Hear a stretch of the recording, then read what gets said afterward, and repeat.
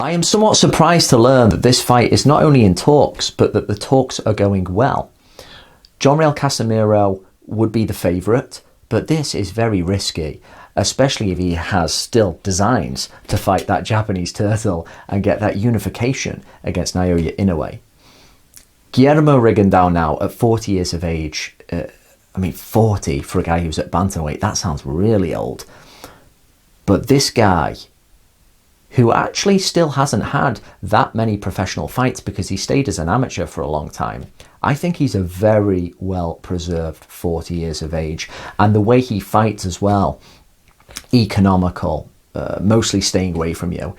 He doesn't have many miles on the clock. Even when he went up to super featherweight and lost against, somewhat embarrassingly, against Vasily Lomachenko, he didn't take many shots. It was just he was kind of out-generaled and felt kind of silly, and then decided to make an exit with a supposed injury. He didn't really get beaten up in that fight. So he's still the kind of guy now at 40 and at a proper weight for his size. This is the funny thing with Rigondeaux. Even years ago, after he beat Donaire and he was at super bantamweight, he was still a small super bantamweight. Over here in the UK and Ireland, Northern Ireland, we had Scott Quigg and we had Cole Frampton, who were two of the other big guys at 122 pounds. They did not want anything to do with Rigondeaux back then. Let's just say it like it is. Because he had an awfully difficult and efficient style. And now, yes, he is older, but bantamweight was really always more his kind of weight. He's a small guy.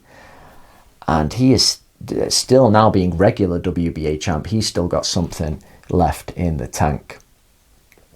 He's always hit harder, I feel, than people have given him credit for. A really efficient boxer from the southpaw stance with a wicked little left hand. He can hurt you with that. Even now, when I think with Inoue, I don't necessarily would like Inoue to fight him, because it's just one of those difficult fights to deal with. You don't want to deal with a Rigondeaux ever in your career, even if he is past his prime, because he's of such a negative and efficient style that you're probably never going to look good against him. But fair play for Casimero if he is trying to get this fight, because it really goes back to the old school. It's like, so what? And yeah, I mean, Casimero's lost before. It doesn't matter. That's how it used to be back in the day. It's fight whoever there is. That is old school. It's just a really tough fight. Casimero has spoke about Inoue calling him a Japanese turtle, wants to fight. And even Rigondeaux has said that he's no monster and that he would like to fight him. So both these guys would like to fight the top guy at 118 pounds at the moment. So 180 pounds is looking pretty good at the moment. I would like that fight. I would really love to see it.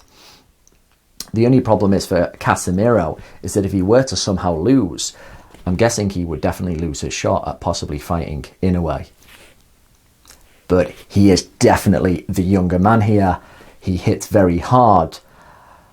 And when you are 40, no matter how much you have preserved yourself, certain biological things are happening at that point. And your reflexes, your speed, it's not going to be quite the same. And when you lose a little bit in the ring,